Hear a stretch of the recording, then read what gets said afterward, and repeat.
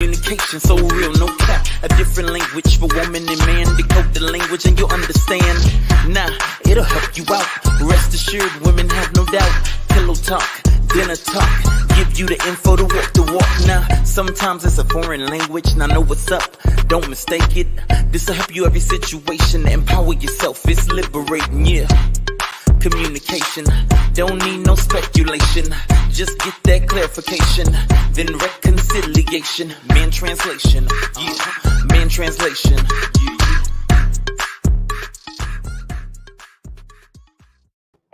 Happy New Year! Happy New Year, everybody! Yes. We have not seen you guys since New Year. It's been really crazy. All kind of stuff be going on. Y'all know how life happens. Life happens.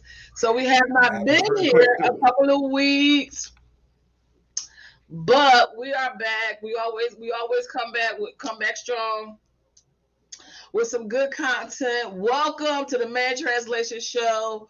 I am Sky C, and this is Dante V, your resident relationship and communication strategist, where we talk about the things that really affect relationships on all levels, whether it be family relationships, business relationships. And we always talk about cutting edge stuff. We talk about stuff sometimes that you never heard before.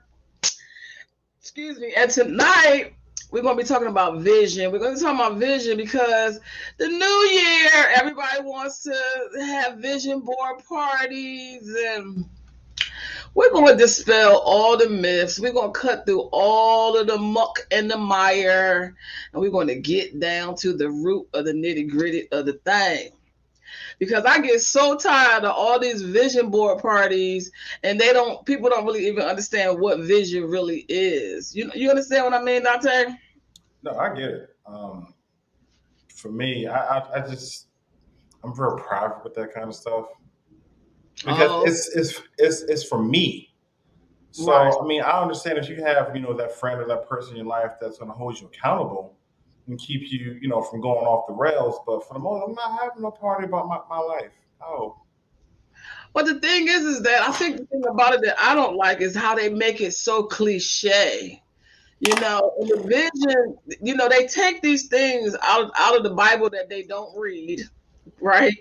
And then they make these big Cecil B. Mill productions out of them, and they have these parties, but the parties are all based on material things and how much money you can make and how big your car and your house is, and we never talk about paying it forward to the community. We never talk about the things with substance that really the vision is really about. So that's what I really want to talk about. As I was thinking about this subject and how I wanted to start the show off for this year, I just was thinking about how the majority of people that I talk to have such relationship problems.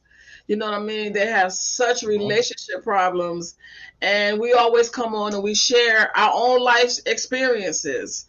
And, when I was getting into a relationship, I wasn't thinking about a vision. I was thinking about, this is the person I have feelings for. They have feelings for me. I love them. They love me. I like them. They like me. And you just be thinking about temporarily what you want for that moment. And even if you want to spend the rest of your life with someone, you still don't have a plan for that either. Because we are, and I hate to say this, but my generation is a right now generation. There is no planning for the future. Even Michelle Obama, she was doing her thing, said the same thing. Like, we're in relationships because it feels good right now. Right now. What's going to happen? Exactly. When things happen later on down the line, are you equipped to deal with that? Exactly. And that's really what I want to talk about. And, having vision when you're making that decision to have someone in your life.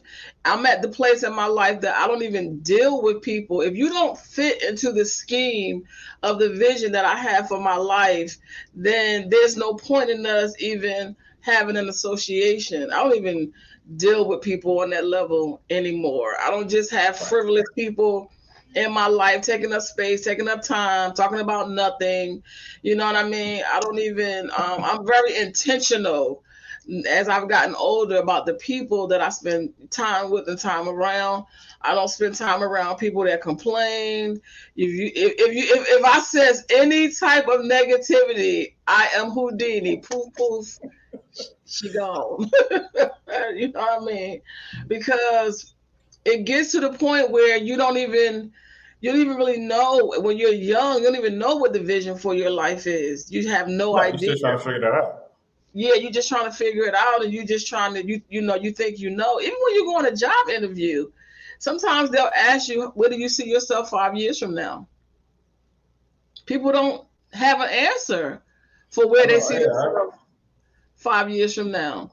And it's really important to know where you see yourself 5 years. And when I really started to take a deep dive into this was when I started my business, because in business you have to have a mission and a vision for your business. And so your vision is your eyes, it's the foresight of your destination, of where you want to drive your business. And I'm like, man, how am I going to have a mission and a vision statement for my business, but I don't have a mission and a vision statement for my life? You know what I'm saying? But both of them, they lend themselves. And so I had to really sit down and really start thinking about, in terms of every area of my life, where do I want to see myself? And then to reverse engineer that, and then my goals will come out of that. So people are just making goals and cutting out pictures, and I want to be a millionaire, billionaire, zillionaire, and all of that. And maybe that's not the purpose for your life. So everybody's not going to be wealthy. Everybody's not going to be manifestedly a billionaire. You know what I'm saying? No. Everybody's not going to be, but where is it that you're making the most impact in this world? Because that's what it's really about. And I just really hate that we're so shallow, and people have kind of clung on to these biblical sayings. Oh, I want to break generational curses, but breaking a generational curse has nothing to do with money. You know what I mean? It has to do with your attitudes, your thoughts, your behaviors. What is your genetic makeup? Your decisions, the decision that you make. Exactly. That's a huge thing with it. Like, breaking generational curses is not for the weak. Because if you want to start breaking generational curses, it's a lot of habits that have to be unbroken. A lot of habits. That's right. And people don't realize that it's like, these are things that, they're passed down from one generation to the next. Exactly. You have to identify that and then turn around and change it. And then when you have children, to make sure it's instilled in them, that is an ongoing process. And not only that, it's your genes, is your DNA. What is in your bloodline? Because what's in your bloodline is really, going to shape your life. Do you have murderers in your bloodline? Are there rapists in your bloodline? Yes. You think these things are not passed on? They are. They did a whole study of different families, and you got some families who their whole bloodline is full of rapists and murderers and killers, and they drain society. They cost society a lot of money. And then you have other bloodlines who are wealthy and, have contributed to society, and they have really been beneficial and impactful. So when you are talking about generational curses, it has nothing to do with money and leaving a legacy, because once you leave, you know what I'm saying, your children can sell everything that you work for, and that's not carried on. Yeah, so that happened too. Sad. Yeah. Strong indicator. So your character, all of those things lend itself to, your genetic makeup, which is the reason why we're in such a war to really protect our DNA, whether you believe it or not. That's what these vaccines are all about. It's all about changing your DNA, because if you can change your DNA, you can change your history.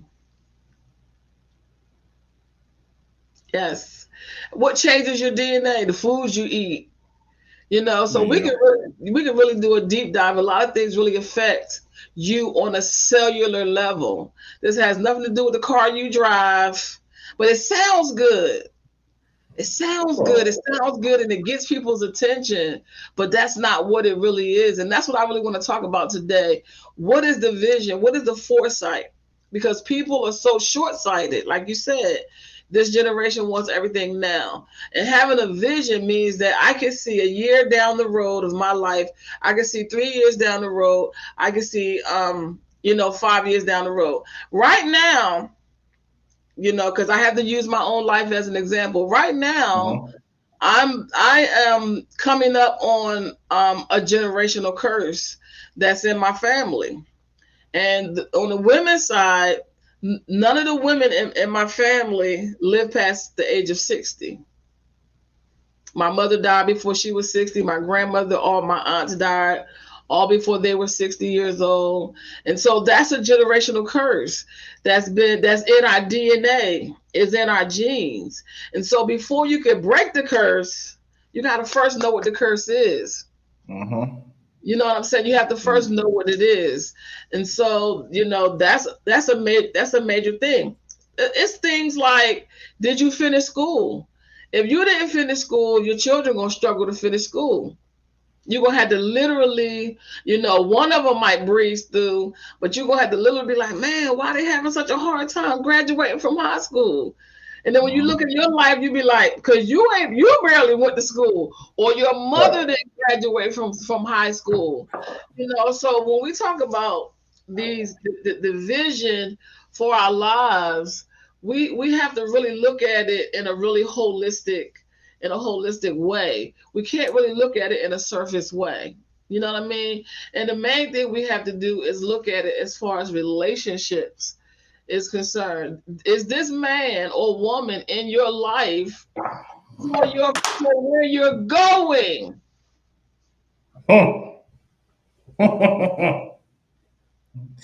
No, that's why they got left behind. Or that's why the relationship didn't work. Yeah, I mean, again, but also you have to look at the relationship. I mean, why are you here? What is your purpose? Like, just because you look good, you got your own job, car, and all that other stuff. It's like, what more do you have? Because I got all that stuff myself. Can you teach me something? Can you teach me something I can't teach myself? Can you break it down in a way that like why are you here? Like, looks aren't everything. When you get in relationships, you don't even really be thinking about that. When I got married, I wasn't thinking about that. I was not. I was thinking about what I wanted to do with my life. But when he was talking about what he wanted to do with his life, and I was talking about what I wanted to do with my life, I didn't realize that what he wanted to do was going to supersede what I wanted to do. It didn't even fit into what he wanted to do. It didn't even fit. And to me, that should have been a flag. It didn't even fit. So what ended up happening was I ended up putting what I wanted to do on the back burner. Wow. If he was someone that was going to be in my future, then our goals and our visions and purposes, they would have lined up. Right. It did not line up. And they still can be different, but yet they still kind of feed off of each other. They feed off of each other. Absolutely, like those pieces in the puzzle. The pieces in the puzzle, they don't look the same, but they fit. And so, that was an indicator. And as I'm looking, at my life in hindsight, because that's what vision is, it's having foresight.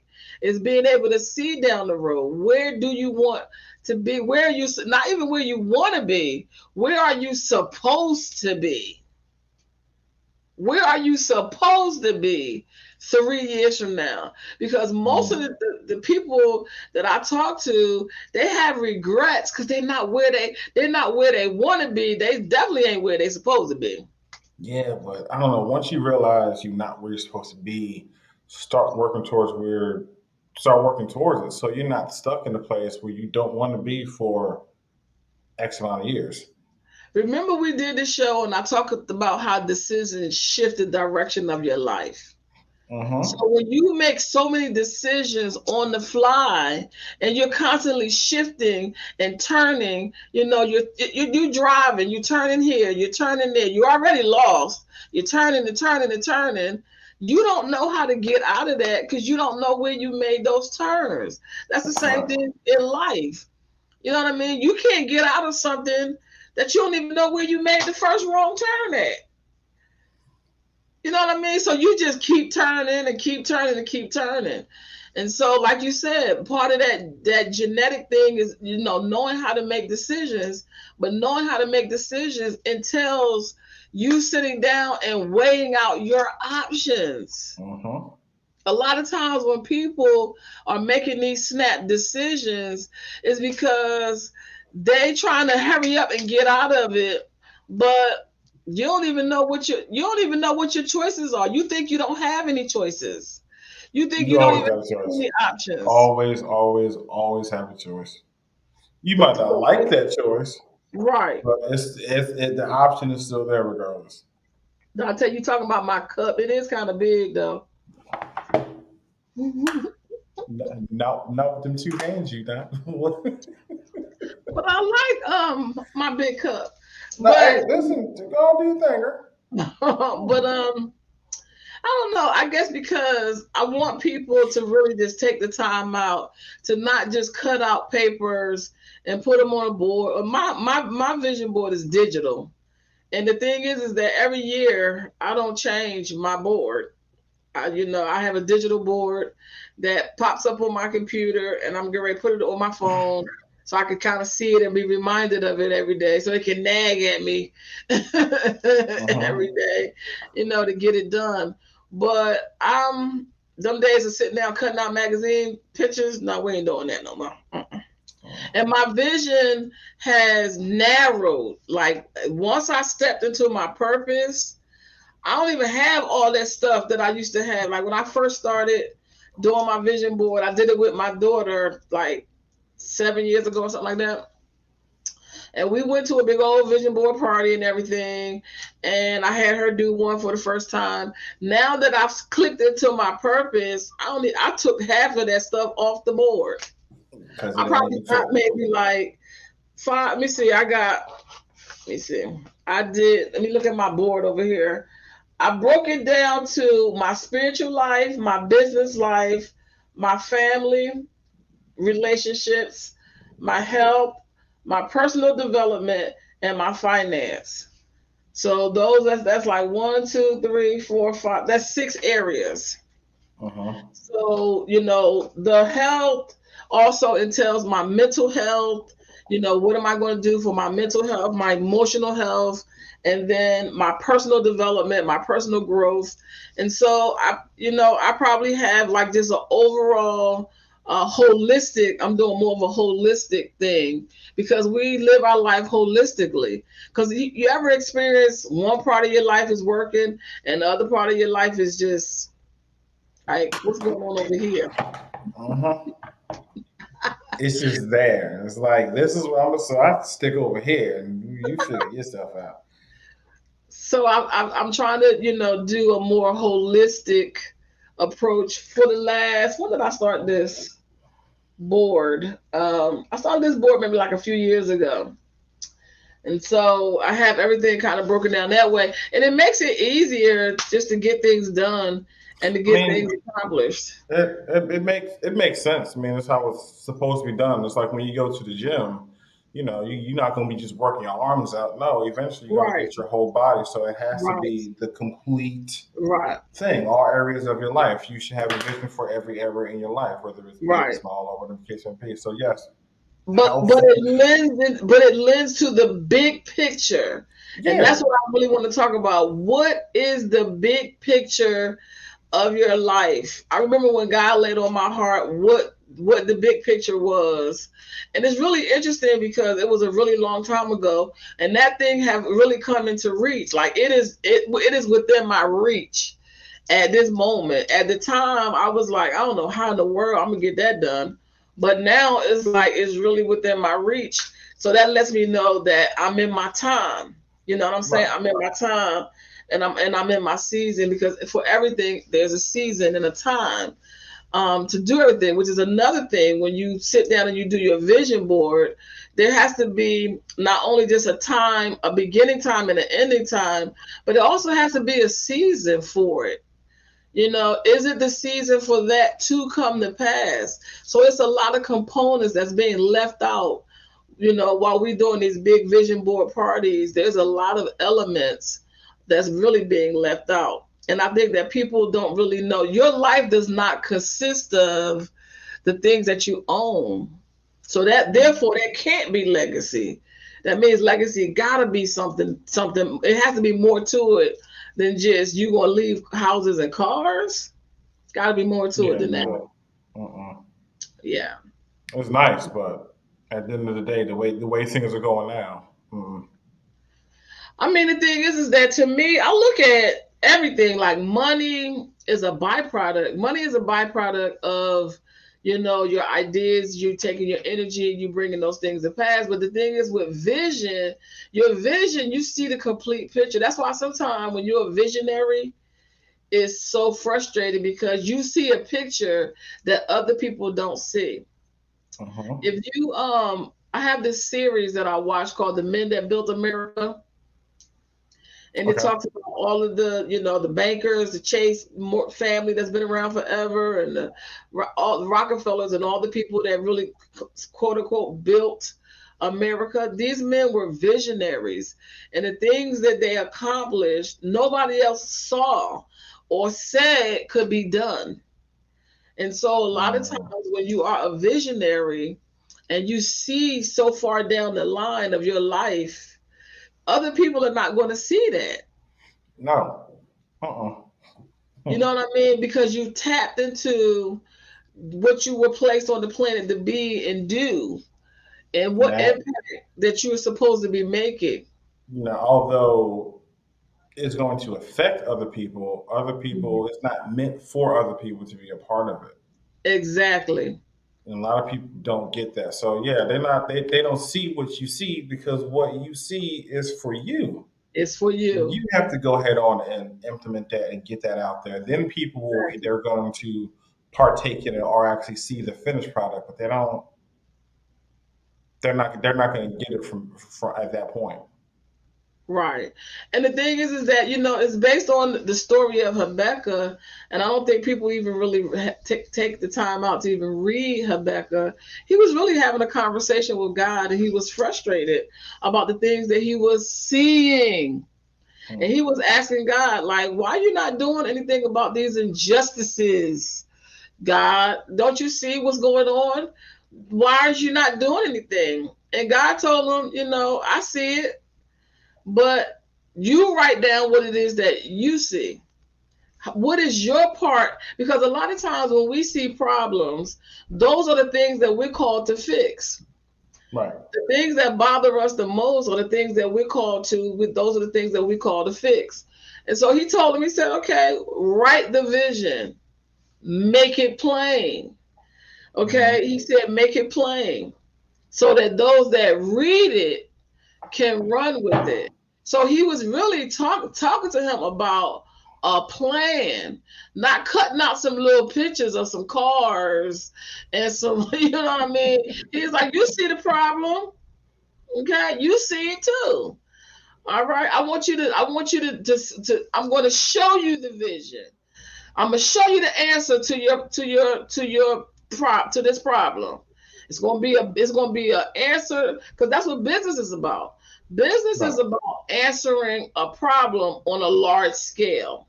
So he said, write it down and make it plain. When you go to the bank, when you have a business and you go to the bank and you want them to loan you some money, one of the first things they're going to ask you for is your business plan. Because they want to see that you have a thought out plan. They want to see your profit and your loss statement. They're going to want to see what is your business plan, because they want to see, how are you going to pay me back my money? What is your plan? What is the plan? Where are you taking this business? Where is this business going? How many people are you going to hire when you start this business? You know what I'm saying? Because whenever you hire people, you help the economy. Because when you hire someone, they're going to get a paycheck, and then they're going to go and they're going to buy things. And that's going to help stimulate the economy. So Right. how many people are you going to hire? And so forth and so on. So your vision should have some financials attached to it. It shouldn't just be you just cutting out these pictures. Because, okay, say if you got a car on your vision board, how you going to get the car? You got to have a plan on how you going to get the car. Mm-hmm. You can't steal it. How you going to get it? So you just gluing all this stuff on a board, and you don't have no idea how you're going to get the stuff. They don't have no goals attached to none of these pictures. Go. No, because here's how this works, and I'm not. I guess I am calling people out, but they think when they make the actual board, they're manifesting, and it's gonna come into their life. And I don't No. think they have a real definition on what manifesting is. So go and talk about that. Well, the word manifest, I think it's Greek or Hebrew for hand. It means hand. So in order for you to manifest, that means you got to use your hands to work to bring to pass whatever you done cut out and put up on that board. It does not just manifest. Manning means hand. So what that means that you're going to have to use your hands to work to bring that thing to pass. Right. So it's not going to just magically appear like some Lucky Charms. Everything you put on that board, you're going to have to work, and you're going to have a plan attached to it. So I found it all very frivolous and all very just shallow and just and I mean, I'm quite sure it's fun, but if I have a vision board party, it's going to be a real one. And we want to get down to, what 3 things are you going to do to make, to work towards this goal, and how long are you giving yourself for this goal to happen? Because you could have a goal and it never, you know what I'm saying? You just keep taking it and cutting out that same picture every year. One of the things that I'm doing this year, and I enlisted anybody to do it. Steve Harvey, he said he wrote down 300 goals. 300 goals. That within itself is a challenge. 300 goals. And he said every year he checks off on there what goals, boom, he just checks them off. So what I've done is I've kind of taken what he did, but I've taken mine and written them down and then put them in those 6 categories. I just stuck them in them 6 categories and did maybe just like an overview, because you don't want to overwhelm yourself, because your vision is overwhelming enough. If you have a real vision, it is humongous. Okay. Yeah, especially if you so ultimately you have your vision, which is supposed to be the big picture. And then underneath it should be the steps that you're taking and the time frame to which you're giving yourself to get to, of course, the vision. And that's supposed to be from, let's say if it's from 5 years from now, you're supposed to be writing backwards until you get to where you are at this very moment. But this is the kicker. Mm-hmm. You can write down as much stuff as you want to until you deal with the stuff in your DNA, your generational curses. None of that stuff is going to happen, because the generational curses are blockers. They're obstacles, and nothing that you do is going to. You're not going to do anything without running into some type of obstacle. And so you're going to have to deal with those obstacles that have been coming down the bloodline. And of course, as African-American people, I really wouldn't call poverty a curse. Poverty is not really a curse. Poverty comes upon you because of laziness. You're not poor because you cursed. You're poor because you're not. And we're not talking about laziness where you're not doing anything. We're talking about laziness where you're really ignoring what you're supposed to be doing, or what you can be doing, or can be doing, and you over here doing something else totally else different. So if anything at all. No, if anything at all, exactly. You know what I mean? So poverty comes upon those that are not doing what it is that you're not actively working towards your goals every single day that you get up. You have not established a routine. You get up 10 o'clock. Tomorrow you might get up 11. You know, tomorrow you might not get up till 2 o'clock. But, you know, when you're working on your goals, which is another thing that's on my board, is I have the time that I wake up every morning, you know, what I do up until the time that I open up my business. And so you have to establish those routines or systems in your life in order to accomplish the things that you want to.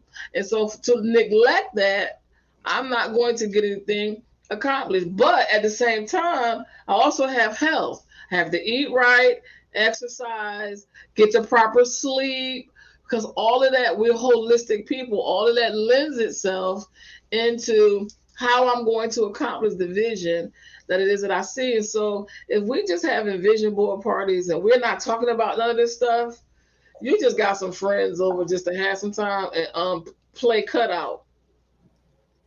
Y'all just playing cutout. I don't have time to play cutout.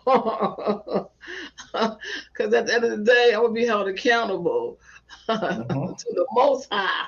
All right. We ain't talking about accountable to your family and your friends. You know, people oftentimes, they get upset when they start a business and their family don't support them and their friends don't support them. If you took every single person in your family, okay, if your family was as big as the Winans or the biggest family that you know, right? Take the biggest family, the Winans, and take or the Wayans or something, or take like if you had like 500 friends and all your friends bought from you and all your family members, you still wouldn't be a millionaire. Know why? Because money is not made with your family and friends. You make money for the people that you're targeting. Who are you talking to? Who are you solving this problem for? Those are the people that's going to make you a millionaire or billionaire or zillionaire or whatever it is that you're trying to be. So stop getting upset because your family and your friends ain't buying your product. They're not going to make you rich in their way. And if they do buy from you, they only going to buy one time just to shut you up. I don't know who that was for. That was for somebody. Yeah, they can be a test market, but they could be. You know they're gonna criticize it if it ain't right. Especially if it's food. Mm-hmm. So I want us to be more intentional about our vision for our lives. I really want us to sit down and think about where we're supposed to be a year from now, where we're supposed to be. Because one of my goals, I'm gonna share with y'all one of my goals. One of my goals is that I want to retire myself. I want to retire myself. And I want to retire myself at retirement age, really a little bit early. I want to retire myself. And I know what it is I have to do in order to be able to do that. See, I think people don't realize that you don't have to go through your 401k with your employer. As a businesswoman, I can set up my own 401k. I don't have to go through a job in order to do that. There's a such thing for businesses that they can set up their own 401k. So that's one of the goals, an ongoing goal that I have, is to retire myself. And I want to retire myself at a really luxurious level. You know what I'm saying? And because at that point, I don't want to be in my 70s, or I don't want to be 65 talking about welcome to Walmart. No. Let me check your receipt. As you walking out the door, your feet and back hurting now. You know what I mean? And so I had to find what instruments I needed to do in order to get that done. Period. In order to get that done. I must say though, I just took a turn and made a decision that I thought was going to really help me. But it's taking more energy than I thought it was going to take. I might have to rethink that part of the plan because, woo. And that's the thing with business. When you start a business, sometimes it takes time most of the time, it takes time to make money. Stop letting these people make you think that they rolled out of bed and start making 6 figures. It doesn't work that way. You got to work that thing. You got to get up every morning. You got to be your diligence and you're consistent. People hear that word all the time. You really do. You got to really treat your business like it's a job.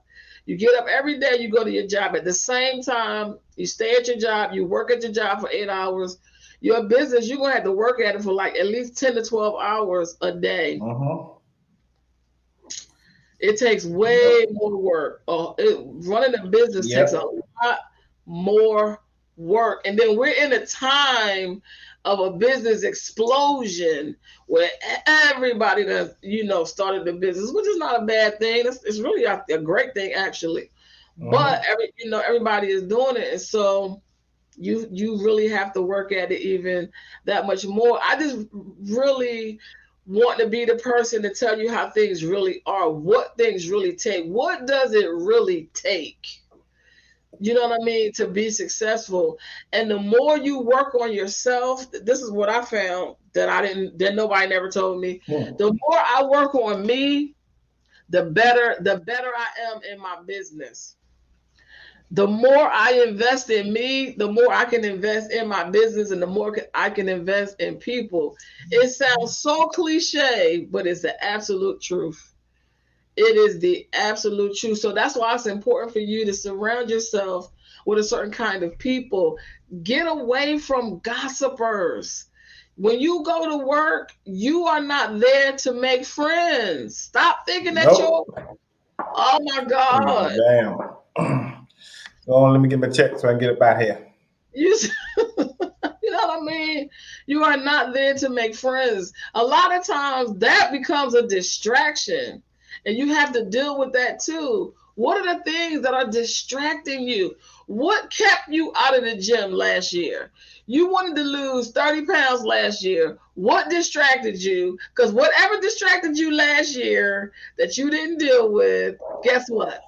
You're going to have to deal with it. Yeah. It's waiting for you right here in 2023. If not worse. Yeah. Last year I had to identify what my distractions were. Like I had a conversation with my daughter. I hope she don't mind me sharing this, but we were talking because she's doing the challenge too. And she said, Mom, she said, I don't like change. I was like, wow. She was like, I just really don't like change. She was like, that's the reason why, when I do my hair a certain way, I keep it that way. Lord have mercy. I be trying to get her to change her hair.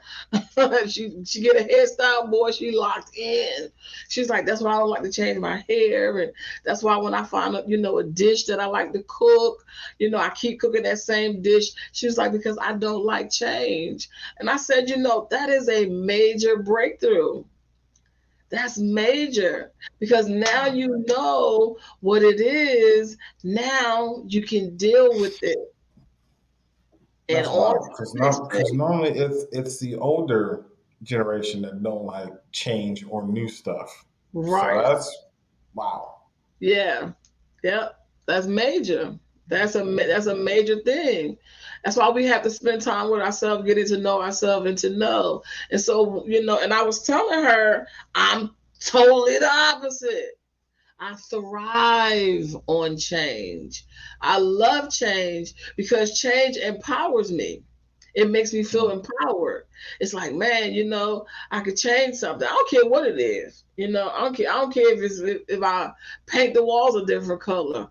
I painted the walls. It's very empowering. You know what I mean?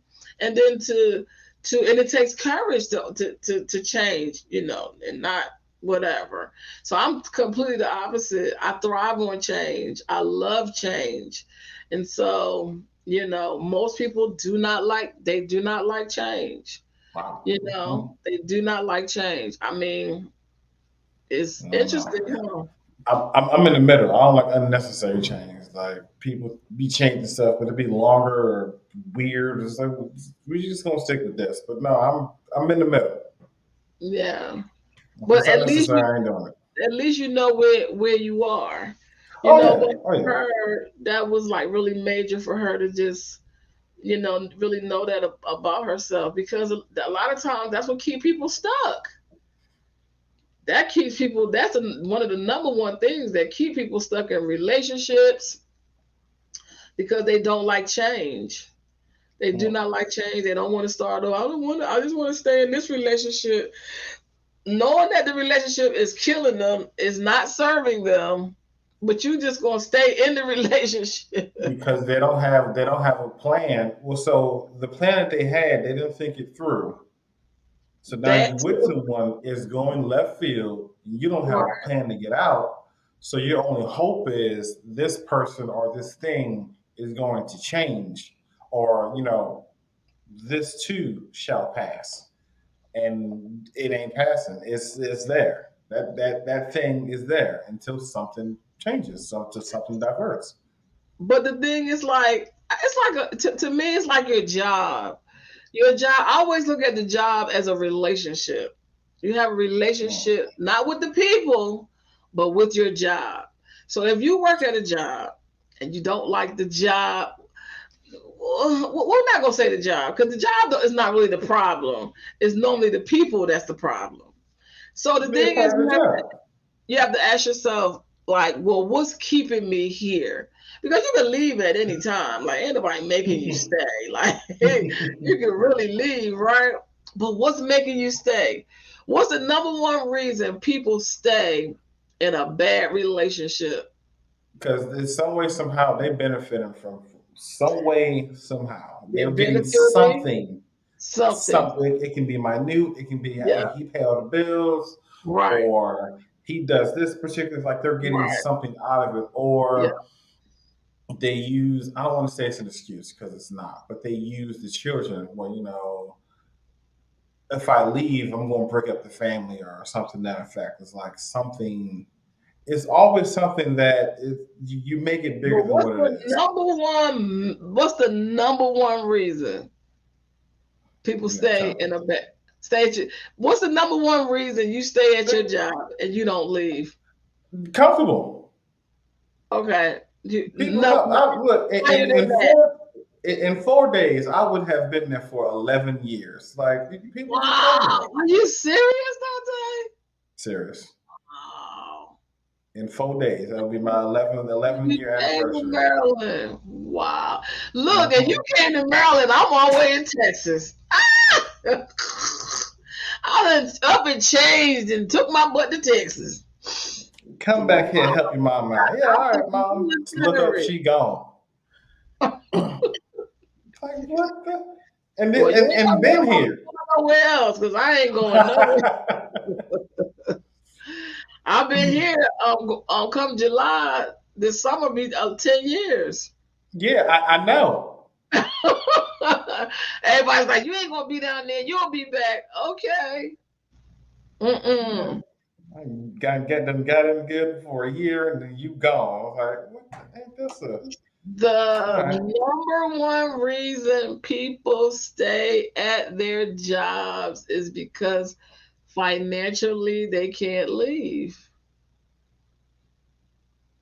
Finances. Yeah. And trying to make what you make somewhere else. Like even like looking at different jobs in different states, it's like they're not gonna pay me what I'm making now. So that's the thing. So the Because thing is that when you want to change jobs and go to a different job, or when you want to go to another relationship, you got to ask yourself, what is it what is my dream job? What is the job of my vision? What is my dream job? And you got to say, this is my dream salary. This is my dream employer. These are my can we be dream realistic? coworkers. Oh, I won't Yeah. give a damn about them. But the thing is that the coworkers could be like gnats. You know how you be trying to catch them. I'm Catch I'm them. good. Listen. They like my people, my IT people, we all work the same. We show up, we ask like 2 questions, and then we just leave for the rest of the day. That's it. well, it's not like that. Right, People little bring their hermits. drama to work. You know, you got people that got a lot of issues, and they bring their issues to work. So No, people don't understand that you are here to work. We ain't trying to hear none of your personal problems. no, This ain't the psychiatrist's no. office, and People. you This know, is why bring a people lot of think. crap to their job. This is why people think I'm Nobody so. want to hear it. No, like keep okay. Whatever happens outside of work, if it don't involve work, I'm not talking about it.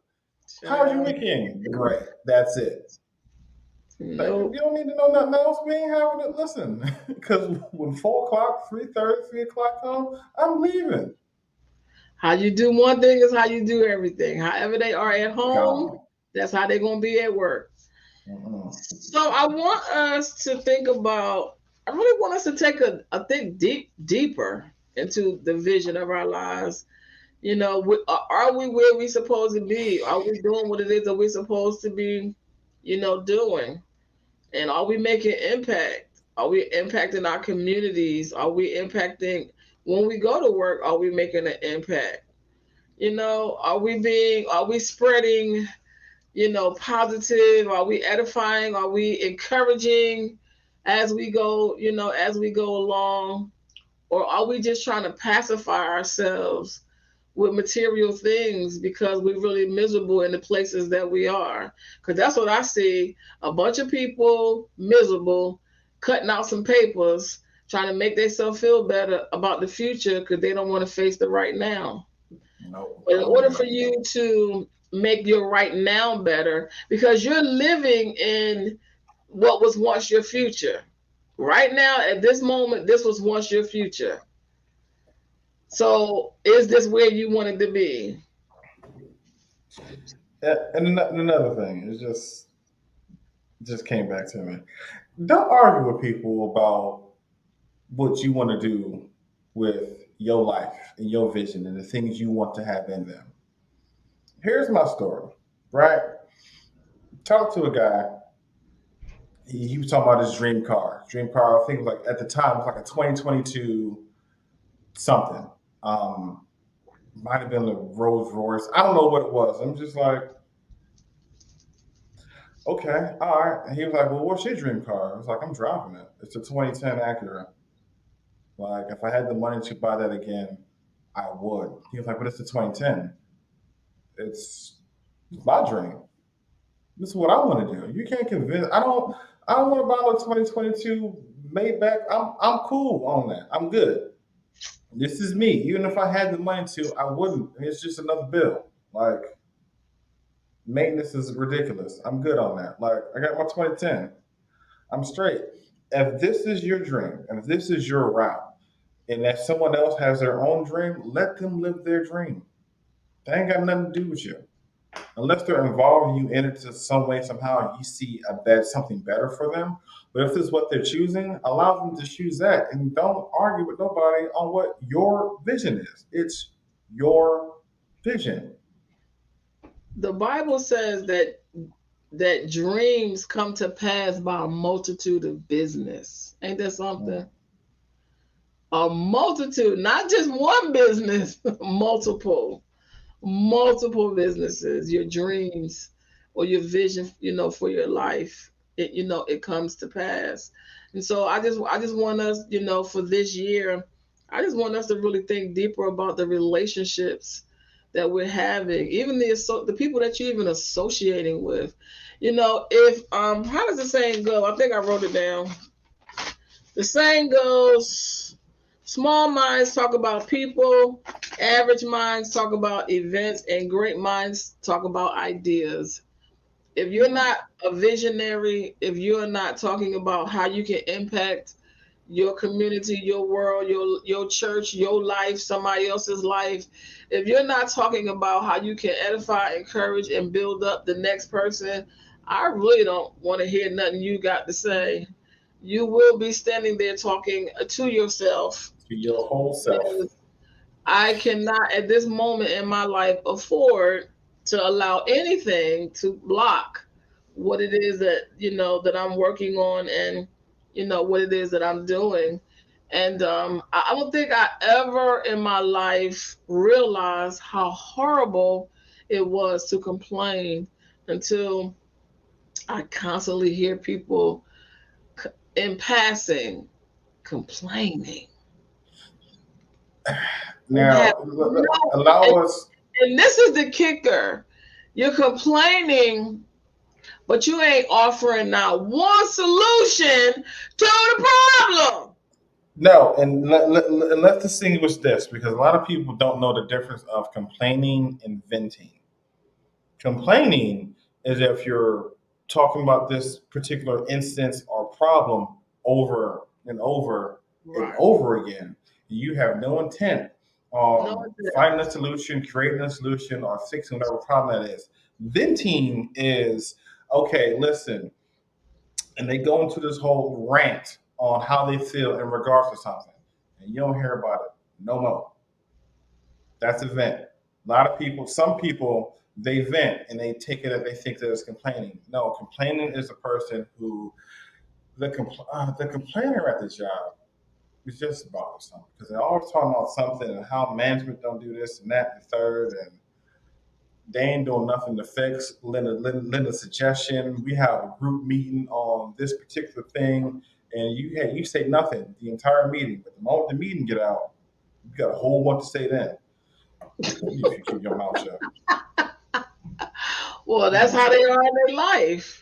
We How ain't you got do time for one this. thing is how you do everything. That's how they are in their life. That's what I'm saying. That's why I want us to really think about what it really means to have a vision, what vision it really is. It's really to have foresight.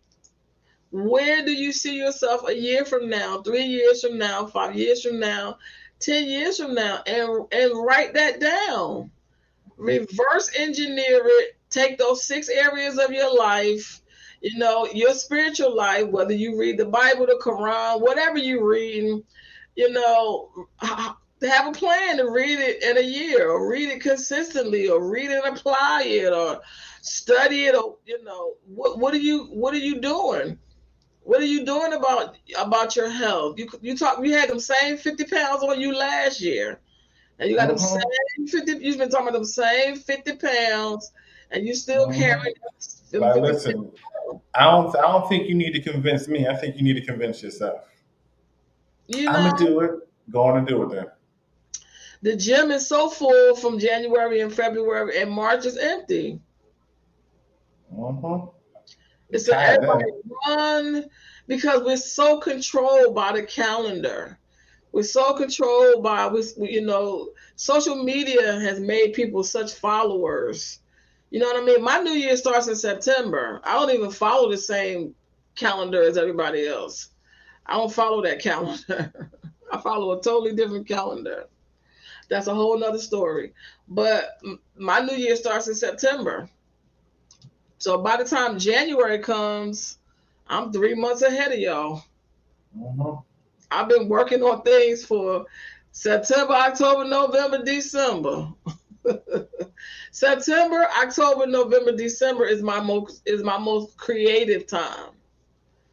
I'm in creative mode. I'm writing books. I'm creating something to introduce for the second quarter. By the time January come, I'm in my well, no, September, October, because I do 4 quarters. I don't do three. Because another thing, everybody do 3 quarters: January, February, March. First of all, my quarters are not your quarters because I didn't start my business when you started your business. So my Well, fiscal year is not going to be the same as your fiscal year. But because you're a follower, your fiscal year is when everybody else's fiscal year is. My fiscal year is not when yours fiscal year. I started my business in March. So my fiscal year ends in March. The government, when is the government's fiscal year? October. oh, ours is in July.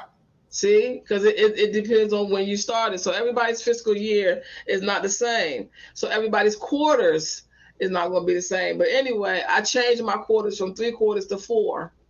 So I do 4 3 quarters instead of 3 4 quarters. So when I do, when I change it to 4 quarters, I get more work done. So Well, at the yeah. end of the year, when everybody is trying to, get their bottom line numbers in, I done already built up the momentum. I don't know who this is for. I've already built up the momentum. And then once you build the momentum up, you just slide on in. So that's another thing. Like you said, your vision is personal. It's for you. Mm-hmm. It's for you. So a lot of times when I go in the think tank, I got to go in the think tank by myself. Mm-hmm. I might come back. I might get some feedback after I come out. Do some Yeah. research on that. But it's for you because you really want that to be authentically, originally, 100% coming from your brain mass. You know what I Yes. mean? So if you're in a room full of people, everybody gonna walk out there with the same goals at the vision board parties. Everybody cutting out them same magazines because it's a table full of magazines. Everybody, or you might bring your own magazines, and everybody vision is the same. Oh, well, I want this business, and I want to be a baller, and I want to marry this husband, and I want this house. You got to deal with other things. What are the generational curses that is plaguing your family? What are the things that your Mm-hmm. family struggle with? Is there alcoholism in your family? What are the No. distractions? What are the things that distracted you? A lot of times people can't get their goals completed because they can't focus. People can't even read a book these days because their mind can't even stay still long enough to read. Yep. I've seen that. I've seen that before. Yes. You're not going to you could cut out anything you want to, but unless you deal with what your distractions are, what your limiting beliefs are, what you really feel like you really deserve in your life, because somebody done told you wasn't nothing and nobody, and you wasn't never going to amount to nothing, and now you got all these pictures cut out that you don't really feel like you really deserve that car or that house or that husband. She didn't put it up there. You got to do it. It makes people feel good. It makes them feel good. Yeah. Until they look back on the year and realize everything on there they ain't even touched or come close to doing. You just went to Nope. a party. That was it. Because you're not getting to the root of what it is, and you're not really getting to, the definition. I just it's amazing to me that people don't even know the definition of words. People be agreeing to stuff that they have no idea what it means. You ever think you know a definition of a word until you look it up? Not only do you look Did it up, you you know actually look at the origin of it, where it and came the from. origin of it? Did you know that words have more than one definition? Mm-hmm. I could have been talking about one definition and you could be thinking about another one. Whole different one. And you done came into an agreement with something. You don't even know what you done came into agreement. I have this book called Hung by the Tongue. You just got hung by your own tongue. You don't even know why you're in the situation, and you don't even know how you got in the situation. You done talked yourself and came into an agreement with something, and now you mad. Now you want to complain, and you still don't even know. You see what I'm saying? Still don't even know. And so I really want us. I want to close us out because I wrote something down a couple of days ago. Yep. I called it the vision for your partner because that's the main subject everybody want to talk about. So I'm just going to read it quickly. It says we hardly ever think about relationships in regard to vision. Vision is the ability to have foresight, seeing your life in the future while you are taking action and making right now decisions. Ain't that something? You are seeing your life in the future, but you're taking action on what you're seeing now. Right. And so those decisions are what's bringing what you see in the future to pass. Your decisions is going to make that come to pass more than your affirmations, because you can affirm as much as you want to. Until you deal with your limiting beliefs, all you're doing is just repeating words. We seek gratification today. He or she makes me feel good today. Making a lifelong decision with someone who is supposed to be temporary in your life. Woo! Ain't that something? It's for the sake of appearances. What our friends and families will think if we in the facade. A facade is the part that covers the cheap material underneath. But when the storm blows upon your relationship, it levels it to the ground because it was all for show. Relationships should be built with substance. Your life should be built with substance. Your vision to come to pass has to have some substance, or even it won't last. A legacy means that it's going to continue on and on and on. Not if it's built with something cheap, not if it's built with something shallow, not if you're building it because your friend is doing the same thing and you went to the vision party and you saw that's what she wanted, so you put that on yours too. So this vision, this thing is really deep. It is more to it than just cutting out some stuff and pasting it on in a book.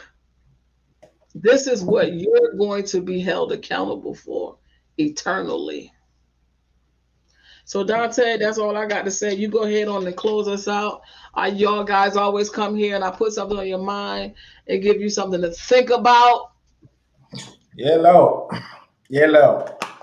So we're just I'm just break down a couple things really quickly. Not to keep y'all sound like a pastor. Just a little bit more now. One, there is a such thing as tunnel vision when it comes to your vision. Get tunnel vision when it comes to your vision. Your vision is not for everybody. This is why you have it. If you wanted to, and I wouldn't even, me personally, I wouldn't even discuss it with certain people because there's going to always be this back and forth. Like when you discuss something with someone, it opens the door for their opinions, their rejections, how they feel about it, their doubts, or whatever the case may be. God gives you a vision. You have a vision for yourself. It's for self. You work on that. Of course, you're going to need help along the way as far as guidance and how do you go about doing this. But again, there's other people out there for that. That's one. Two, I don't know who said this, so I can't give them the proper credit, but I did not say this. But they basically said there's no traffic if you stay in your own lane. If you are in your own lane, doing what you're supposed to do, how you're supposed to do it, there's no traffic. So you don't have to worry about anyone coming in trying to bombard and just overwhelm you with whatever. If you're where you're supposed to be, what's going to happen is you're going to get what you need for your future. And again, I'm going to iterate this. Do not argue with nobody about your vision. It is yours. It was given to you for a reason. If you allow other people to put their input, their say-so, whatever the case may be, at this point, it's theirs. You are birthing this. You are walking this through. Get serious about what you have planned for you. And that's it. That's it. All right, you guys, we'll be back next Sunday. You guys be safe out there. And again, happy New